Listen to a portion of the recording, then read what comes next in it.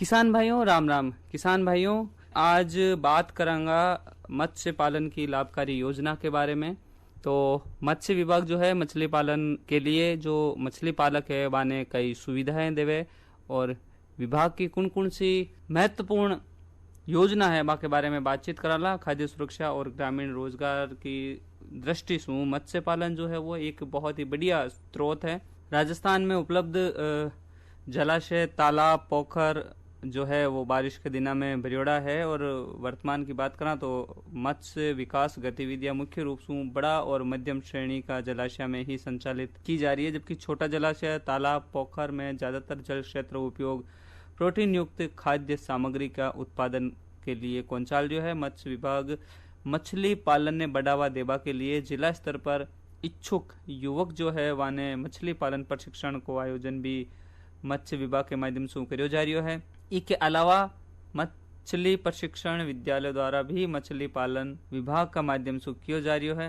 प्रमुख योजना की बात करा तो तालाब आवंटन के लिए प्रशिक्षण प्राप्त जो भी व्यक्ति है वाने मछली पालन के लिए उपलब्धता के आधार पर 1 हेक्टर जल क्षेत्र प्रति व्यक्ति संबंधित पंचायत द्वारा निर्धारित लीज राशि पर दीर्घ अवधि के लिए विधिवत अनुबंध कारण आवंटित करियो जावे।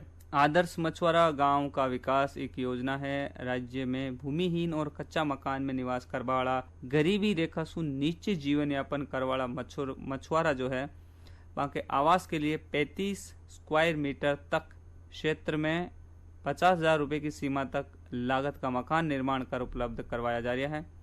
मछुआरा को सामूहिक दुर्घटना बीमा एक योजना है। मछुआरा का कल्याण कार्यक्रम के तहत सक्रिय मछुआरा को सामूहिक दुर्घटना बीमा करवाया जा रही है। इस कार्यक्रम के मायने बीमा प्रीमियम की राशि जो है वो राज्य सरकार और केंद्रीय सरकार 50:50 यानी आधी आधी वहन करें। बीमित मछुआरा की दुर्घटना में मौत हो जावा सु 1 लाख रुपया तक स्थायी विकलांगता पर 50,000 की राशि दे है। इनमें मछुआरा का कोई भी राशि खर्च को नहीं करनी पड़े। सेविंग कम रिलीफ योजना की बात करा तो ई योजना के मायने मत्स्य सहकारी समिति का सदस्य सु ₹70 8 महीना तक और 40 नवा महीना में एकत्रित किया जावे, जो कि 600 रुपया हुए। ई के मायने इतनी राशि राज्य सरकार और केंद्र सरकार बराबर अनुपात में 1200 रुपया मिलार ई प्रकार एकत्रित राशि 1800 रुपया निषेध ऋतु के समय 600 रुपये प्रति माह के हिसाब से 3 महीना तक उपलब्ध कराई जावे।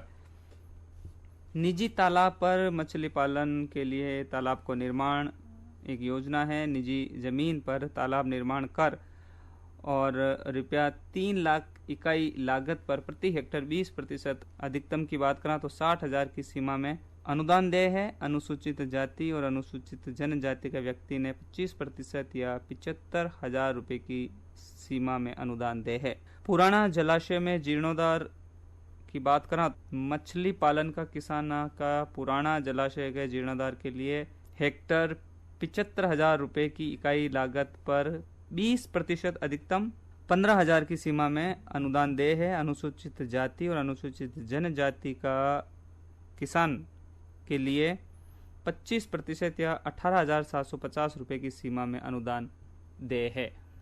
मछली पालन पर पहली साल में होबाड़ा उपादाय पर खर्च मछली का जो किसान है मछली पालन का वहाँ का पहला साल में उपादान के रूप में मत्स्य बीज, फीड, क्रय के लिए प्रति हेक्टर इकाई लागत ₹50,000 पर 20% अधिकतम ₹10,000 की सीमा में अनुदान दे है। अनुसूचित जाति और अनुसूचित जनजाति का मछली का किसान के लिए 25% ₹12,500 की सीमा में अनुदान है। पंचवर्षीय योजना में राष्ट्रीय कृषि विकास योजना के अंतर्गत स्वीकृत कार्यक्रम की बात करा तो मत्स्य बीज पालन क्षेत्र को विकास का उद्देश्य की बात करा तो राज्य में मौसमी पोखर, नाडी और मत्स्य बीज पालन के लिए उपयोग करना है। ग्रामीण बेरोजगार के लिए अतिरिक्त आय का साधन उपलब्ध कराना है। आंगुलिक अवस्था यानी कि 50 mm से ज़्यादा मछली का बीज मांग की पूर्ति करना है। नर्सरी की बात करें तो स्पॉन से फ्राई स्तर यानी कि 50 से 25 का मत्स्य बीज तैयार करना है। पॉन्ड्स यानी कि जल क्षेत्र 0.01 से 0.1 हेक्टर तक, गहराई 0.5 से 1.5 मीटर तक और मत्स्य बीज पालन अवधि 15 से 25 दिन। रिपेयरिंग की बात करना, फ्राई और फिंगरलिंग 50 से अधिक अवस्था का मत्स्य बीज तैयार करना है। इकाई की लागत स्वयं की जमीन पर 1 हेक्टर क्षेत्र में नर्सरी और रियरिंग पॉन्ड निर्माण में अधिकतम 3 लाख रुपया ग्रामीण तलैया का जीर्णोद्धार पर प्रस्तावित कार्य के अनुरूप है। पात्रता की बात करें तो पॉन्ड्स का निर्माण के लिए स्वयं की जमीन या फिर दीर्घावधि में आवंटित पोखर जो किसाना के पास है वो ले सके। पानी की उपलब्धता के लिए सुनिश्चित जल स्रोत होना जरूरी है और मत्स्य बीज पालन का प्रशिक्षण अथवा मत्स्य बीज पालन का पूरा अनुभव जरूरी है। वित्तीय सहायता की बात करें तो पॉन्ड्स निर्माण या जीर्णोद्धार में पर होबा वाला खर्च की वास्तविक राशि जो रुपया 3 लाख प्रति हेक्टर से ज्यादा नहीं होनी चाहिए। उत्पादन को विपणन की बात करें तो उत्पादित फ्राई फिंगरलिंग का विपणन क्षेत्र के मत्स्य पालक बड़े जलाशयों के अनुज्ञा पत्रधारियों को किया जा सकेगा।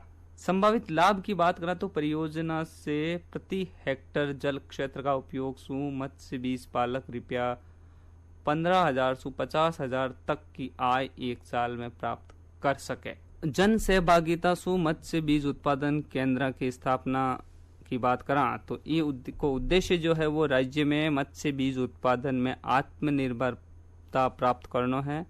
मत्स्य बीज की गुणवत्ता है वह सुनिश्चित करना है भी, साथ ही मत्स्य किसान जो है और ठेकेदार ने उचित मूल्य में मत्स्य बीज उपलब्ध करवाना है। मत्स्य बीज उत्पादन केंद्र के लिए जो आवश्यक शर्तें हैं वहाँ की बात करें तो कम से कम 2 से 3 हेक्टर खुद की जमीन होनी जरूरी है। पर्याप्त मात्रा में पानी की उपलब्धता जरूरी है। 1 करोड़ मत्स्य बीज फ्राई की क्षमता के लिए आधारभूत इकाइयां जिया की अभिजनक नर्सरी, रियरिंग पॉन्ड, हेचरी का निर्माण करना जरूरी है।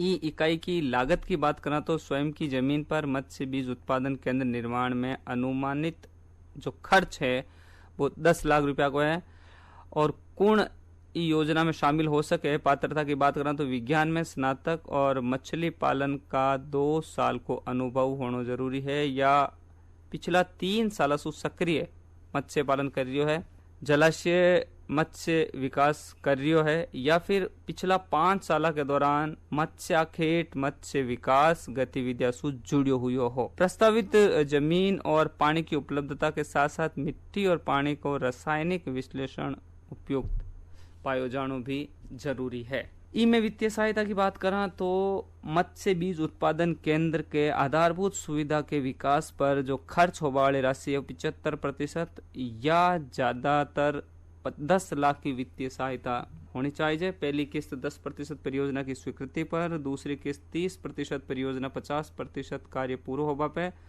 तीसरी किस्त 30% निर्माण कार्य पूरा होगा पे और अंतिम किस्त 30% केंद्र का सफल और संतोषप्रद संचालन पर। तो एक कुछ योजना है जो मछली पालन कर रहा है वहाँ के लिए लाभकारी साबित हो रही है।